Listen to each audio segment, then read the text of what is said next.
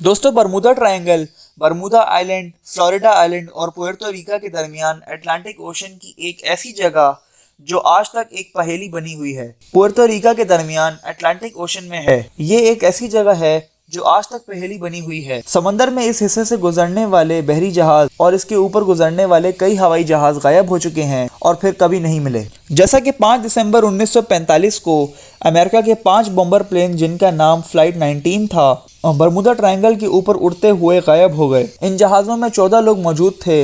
ये जहाज़ कहाँ गए आज तक किसी को नहीं पता चल सका। एक और अजीब बात ये थी कि इन जहाज़ों को ढूंढने के लिए जिस जहाज़ को वहाँ पर भेजा गया वो जहाज़ भी गायब हो गया। इस वाक़ये ने बरमूदा ट्रायंगल को दुनिया भर में मशहूर कर दिया। इसके बाद यहाँ पर कई ऐसे वाक़ये सामने आए। कई बहरी जहाज़ और हवाई जहाज़ इस वाक़ये से लापता हुए हैं जिनका फिर कुछ नहीं पता चल सका।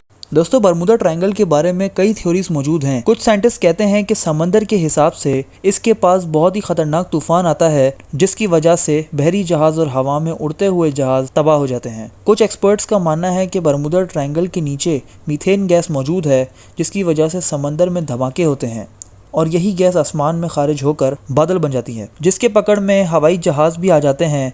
और कुछ लोग तो कहते हैं कि ये एलियंस का काम है और बरमूदा ट्रायंगल के नीचे एलियंस की पूरी एक आबादी रहती है जो शिप्स और हवाई जहाज़ों पर हमला करते हैं। लेकिन इन सब में एक कहानी काफ़ी अजीब है और ये कहानी एक ऐसे अनोखे पायलट की है जिसका दावा है कि ये बरमूदा ट्रायंगल से बच निकला। इस आदमी ने इसके ऊपर एक किताब भी लिखी हुई है। इस पायलट का नाम ब्रूस गर्डन है। 4 दिसंबर 1970 में ब्रूस एंड्रोस आइलैंड से मियामी बीच की तरफ जहाज में सफ़र कर रहा था। इसके साथ इसका बाप और एक बिजनेस पार्टनर मौजूद था, यानी ये 3 लोग मौजूद थे जहाज़ में। ये एक छोटा सा जहाज़ उड़ा रहा था। जहाज़ के उड़ने की कुछ ही देर बाद ब्रूस को एक बादल का टुकड़ा नज़र आया।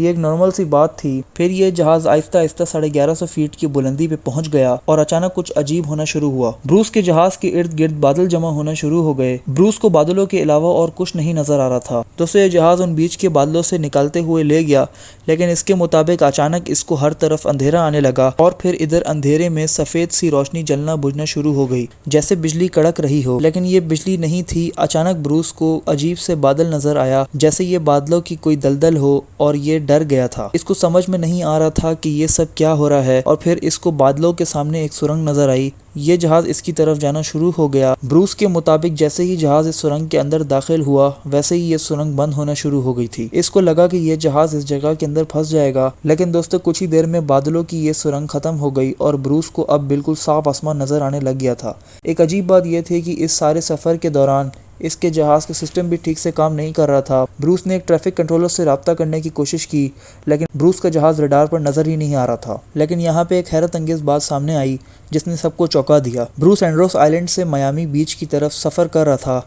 ये सफ़र 65 मिनट का था, लेकिन ब्रूस का जहाज़ सिर्फ 45 मिनट में मियामी पहुँच चुका था। किसी को समझ नहीं आ रहा था कि कैसे 28 मिनट पहले ही मियामी बीच पहुँच गया। ब्रूस के साथ जो कुछ भी हुआ इसकी एक ठोस एक्सप्लेनेशन मौजूद नहीं है। ये सब बातें अभी तक पहेली बनी हुई हैं।